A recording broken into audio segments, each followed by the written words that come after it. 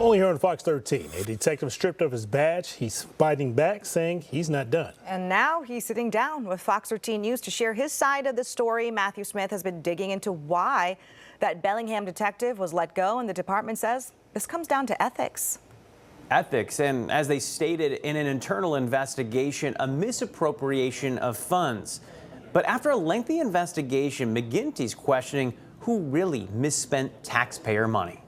They were all the arbor windows. This walk isn't an easy one for Detective Bo McGinty. Oh, it's a good house. He and his family recently packed up their home of 8 years.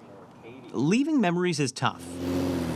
Leaving the home he raised his kids in is tougher, especially given what led to the move. This is ridiculous.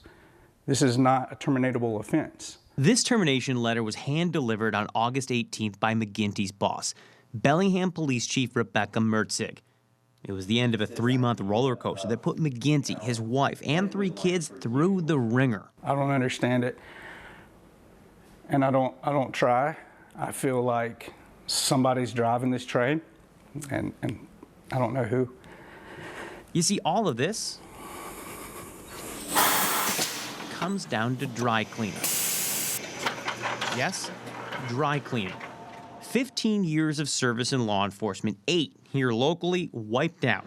All of it over how McGinty tried to get extra dry cleaning using a colleague's allotment by using their name in addition to his own, allowing him to double up the amount of shirts and pants he could get cleaned for his job at Bellingham PD. In May, the department flagged McGinty's spending. So both detectives received an email reminding them the city will arrange and pay for 1 uniform per week, part of a union contract. McGinty responding immediately, saying, "Justin has zero blame. This one is all me."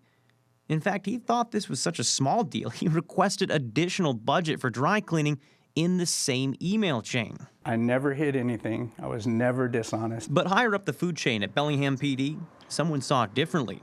3 weeks later, McGinty was called into an office where the assistant chief leaned over, took McGinty's gun, and asked for his badge. They could have came to me and said, "Hey, Bo, are you doing this?" And I would have said, "Yeah, absolutely. I've said that from the beginning. Absolutely, I'm doing that." "Oh, great. Stop." "Okay." There's a 3-minute conversation. Bo tells me that conversation never came. Instead, an internal affairs investigation looked into McGinty for misuse of public funds and theft. Who'd you piss off? Who's got it out for you? You know, that's everyone's reaction. McGinty felt he was only spending the money that his colleague wasn't.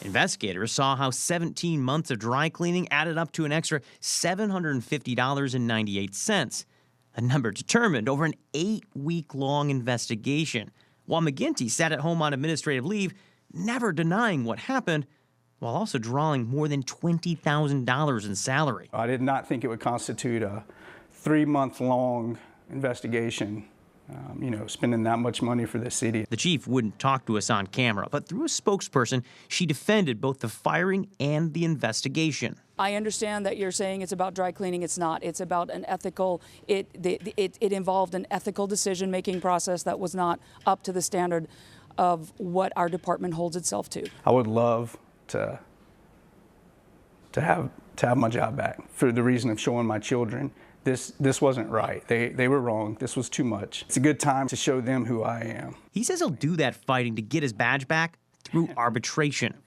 He may be packed up, his house sold, but McGinty tells me his story isn't finished. Some men aren't able to stand in their convictions, but I am, and I have. I don't think I deserve this.